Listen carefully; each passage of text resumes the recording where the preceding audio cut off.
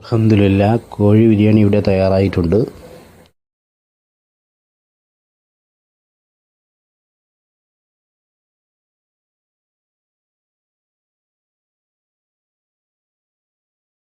അസ്സലാമു അലൈക്കും റഹ്മത്തുള്ളാഹി വബറകാതുഹു. നമുക്കിന്ന് കോഴി ബിരിയാണി തയ്യാറാക്കാം. അതിനായി ഒരു വലിയ കോഴി എടുത്ത് അതിന് 4 വലിയ പീസുകളായി കട്ട് ചെയ്ത് നമുക്കതിൻ്റെ മുകൾ ഭാഗം വരഞ്ഞു കൊടുത്ത് നമുക്ക് ഒരു ഒരു പാത്രം എടുത്ത് അതിലേക്ക് നമുക്ക് മുളക് പൊടി, ഇഞ്ചി വെളുത്തുള്ളി പേസ്റ്റ്, മഞ്ഞൾപ്പൊടി, ഉപ്പ്, ഗരം മസാലപ്പൊടി എന്നിവ ചേർത്ത് നല്ലപോലെ കുഴച്ച് നമുക്ക് ചിക്കൻ നല്ലതുപോലെ മസാല പുരട്ടി കുറച്ച് നേരം വയ്ക്കാം.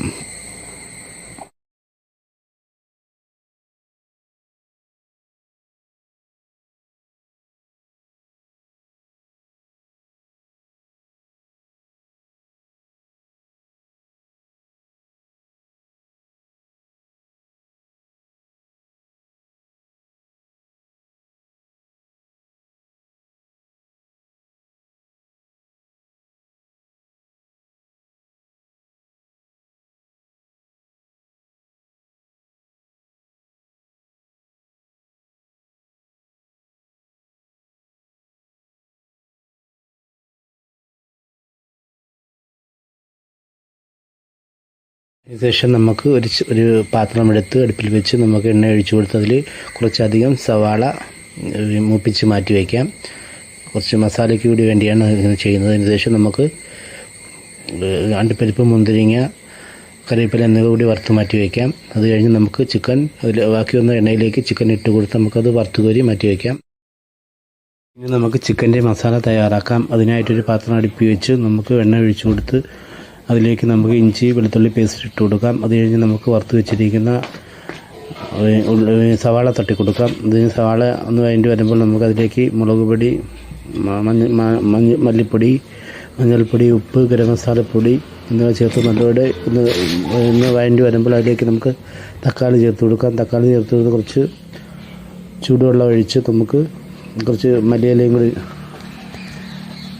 കൂടി ചേർത്ത് നമുക്ക് കുറച്ച് അടച്ച് വയ്ക്കാം. അത് കഴിഞ്ഞ് പിന്നെ ഒരു 5 മിനിറ്റ് കഴിഞ്ഞ് നമുക്ക് നോക്കുമ്പോൾ മസാലയെല്ലാം നല്ല ഗ്രേവിയായി വന്നിട്ടുണ്ട്. അതിലേക്ക് നമുക്ക് വറുത്ത് വെച്ചിരിക്കുന്ന ചിക്കൻ ചേർത്ത് നല്ലപോലെ മസാല പുരട്ടി യോജിപ്പിച്ച് അവിടെ മാറ്റി വയ്ക്കാം.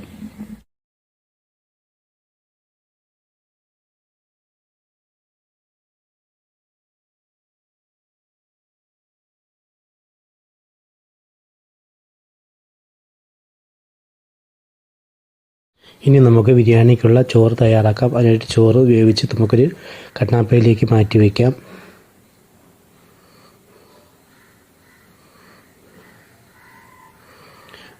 അതിനുശേഷം നമുക്ക് ദം തയ്യാറാക്കാം.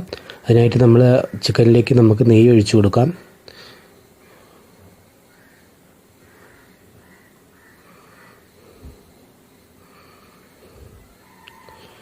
ഒഴിച്ചതിന് ശേഷം നമുക്ക് അതിൻ്റെ മുകളിലേക്ക് കുറേശ്ശെ ചോറിട്ട് കൊടുത്ത് ലെവലാക്കി എടുത്ത് നമുക്ക് അതിൻ്റെ മുകളിലേക്ക് വീണ്ടും നെയ്യ് ചേർത്ത് കൊടുക്കാം. അത് കഴിഞ്ഞ് നമ്മൾ വറുത്ത് വെച്ചിരിക്കുന്ന അണ്ടിപ്പരിപ്പ്, മുന്തിരിങ്ങ, കറിവേപ്പില കൂടി ചേർത്ത് കൊടുത്ത് അതിൻ്റെ മുകളിൽ വീണ്ടും വിതറി കൊടുക്കാം. അതിനുശേഷം ബാക്കിയുള്ള ചോറും കൂടി നമുക്ക് ചേർത്ത് വീണ്ടും ലെവലാക്കി എടുത്ത് അതിൻ്റെ മുകളിലേക്ക് നമുക്ക് ബാക്കിയുള്ള അണ്ടിപ്പരിപ്പ്, മുന്തിരിങ്ങ, കരിവേപ്പില ചേർത്ത് കൊടുക്കാം. പിന്നെ നമുക്ക് വീണ്ടും കുറച്ചുകൂടി നെയ്യ് കൂടി ചേർത്ത് കൊടുക്കാം. അത് കഴിഞ്ഞ് നമുക്ക്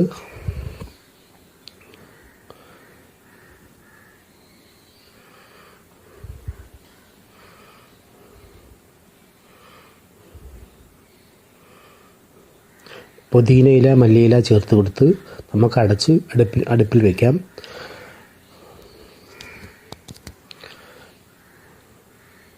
അടപ്പിൻ്റെ മുകളിലായി നമുക്ക് മൂടിയിലേക്ക് നമുക്ക് തീക്കനൽ ഒരു 10 മിനിറ്റ് തീക്കനൽ വെച്ച് കൊടുക്കാം.